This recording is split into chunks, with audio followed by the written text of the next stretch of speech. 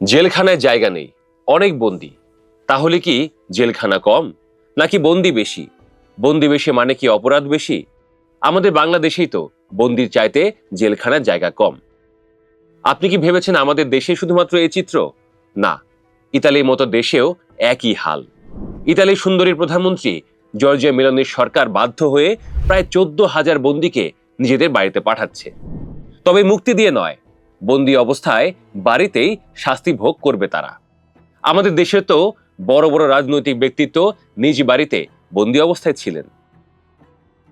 The web ওয়ার্ল্ডের প্রিয় দর্শক, বাংলাদেশের কার কার সঙ্গে এমনটা মিলে যাচ্ছে বলুন তো? কমেন্টে আপনাদের উত্তর জানান। বাড়িতে বন্দী বুঝলাম, কিন্তু শাস্তি কিভাবে পায়?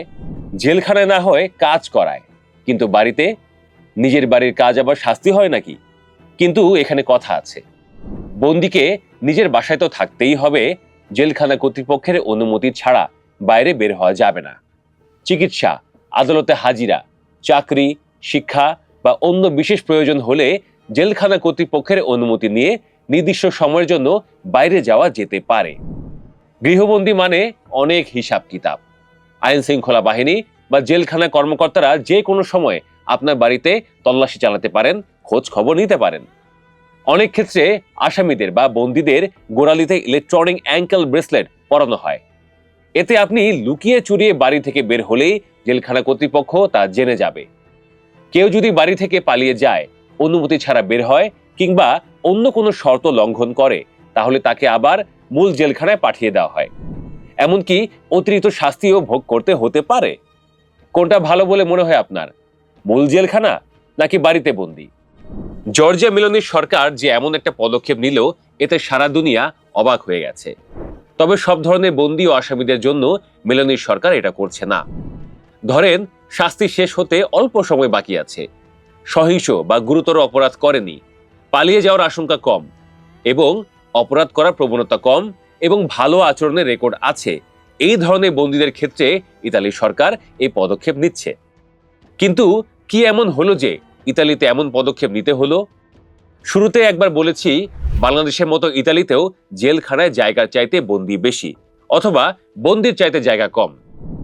বর্তমানে ইতালির কারাগারগুলোর ধারণ ক্ষমতা যেখানে প্রায় 51,000, সেখানে বন্দির সংখ্যা প্রায় 65,000। এর অর্থ বন্দির হার প্রায় 140%। অতিরিক্ত ভিড়ের কারণে কারাগারগুলোতে অমানবিক পরিবেশ তৈরি হয়েছে। ইউরোপীয় মানবাধিকার আদালত এর আগেও মানহীন ও অতিরিক্ত ভিড়ের জন্য ইতালিকে একাধিকবার তিরস্কার ও জরিমানা করেছে। তাছাড়া কারাগারগুলোর ভেতরে বন্দীদের মানসিক স্বাস্থ্যের অবনতি হচ্ছে। বন্দীদের নিজেদের মধ্যে মারামারি বেড়ে গেছে, এমনকি কারারক্ষীদের উপর হামলার ঘটনাও আশঙ্কাজনক হারে বেড়ে গেছে। সব মিলে ইতালির সুন্দরী প্রধানমন্ত্রী জর্জিয়া মেলোনির সরকার ভীষণ চাপে আছে।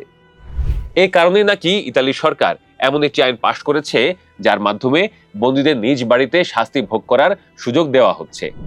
14,000-এর মধ্যে 10,000-এর বেশি মাদকাসক্ত এবং প্রায় 3,700 জন অ্যালকোহলে আসক্ত।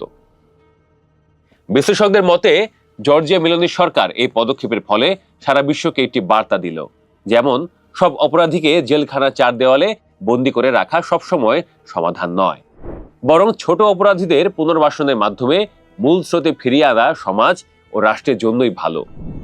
জর্জিয়া মেলোনির সরকার ডানপন্থী, এর মানে হলো আইন শৃঙ্খলা ব্যাপারে খুবই কঠোর। এরপরেও জেলখানার ধারণ ক্ষমতা ও নিরাপত্তার বাস্তব চিত্র বিবেচনায় মেলোনির সরকার বাধ্য হয়েছে সংস্কার করতে।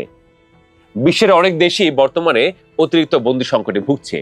ইতালির এই পদক্ষেপ সবাইকে একটি বার্তা দিয়েছে যে জেলখানার সংখ্যা না বাড়িয়ে বিকল্প শাস্তি বা গৃহবন্দিত্বের পরিধি বাড়িয়ে সংকটের টেকসই সমাধান হতে পারে।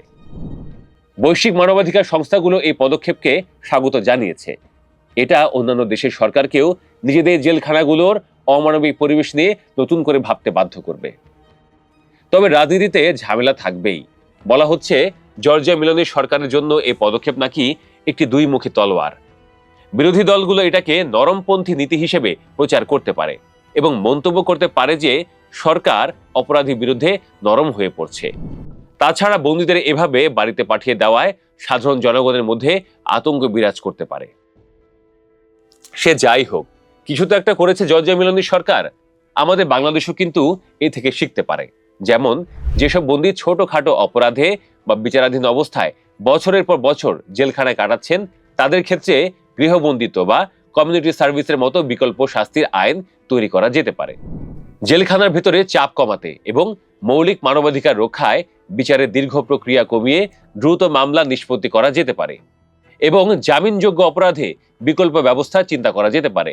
তাছাড়া মাদকাসক্ত বা মানসিকভাবে অসুস্থ অপরাধীদের সাধারণ বন্দীদের সঙ্গে কারাগারে গাদাগাদি করে না রাখাই ভালো, বরং বাধ্যতামূলক পুনর্বাসন কেন্দ্রে রাখার ব্যবস্থা করলে কারাগারের উপর চাপ ও অপরাধ প্রবণতা দুটোই কমবে।